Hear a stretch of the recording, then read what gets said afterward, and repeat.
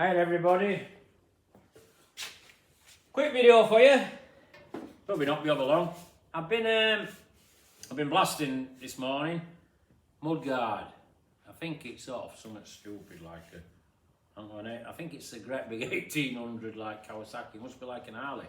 So, but anyway, I've been blasting it and quite heavy corrosion. This, I mean, I've had it. What is it? Satin acid. I've got to strip it as well. And prior, because there's that much garbage on it. But obviously, when I've blasted it, it's what you find with stuff that's like obviously not been looked after. I mean, there's heavy corrosion showing, and I could see that before because it was like undersealed all under here. It was a mess. That's why it was acid to be cleaned up, you know. But what we've ended up with is like that. Now, I know I've been showing you one or two of your how to MIG weld, etc., and bits and pieces, doing snippets of videos. But what I'm saying with that, this is like I know it's good here. You know, this is all right. You could make a nose and do it and that, but stuff like this, if this is what you're MIGging up and that is, it might be a bit problematic for you, you know, because if somebody thinks, well, I don't know what this guy with paint. I mean, as you can see, it's got quite heavy corrosion. It's cleaned off now.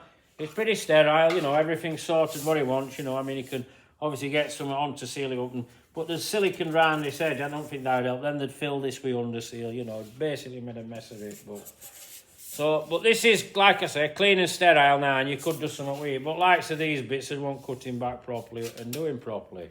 I mean, you're wanting to. Well, I mean, I would probably braze that if it were better than that. I mean, you're not going to braze that because there's no to braze to, you know. So that's out of question. But I'm just showing you things like that because when you're like thinking you're going to restore something or you're going to get on MIGging your car or whatever you've done. Well, when you clean it off, you might be surprised you get things like that. It's like with this here.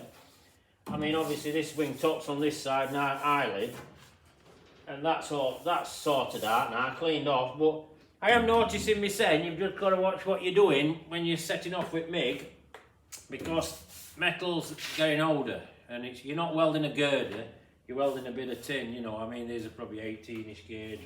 And stuff, I mean, modern stuff like that might not be 18 gauge, probably, but these brackets are quite hefty because obviously it's quite a big, heavy old mudguard, you know. But somebody's been in that's been painted before, and that's only an 06. This is 72. So what I'm saying is, I'm showing you bits and pieces. I'm just trying to educate you on stuff, and that's how it blasters. So that's what you might get.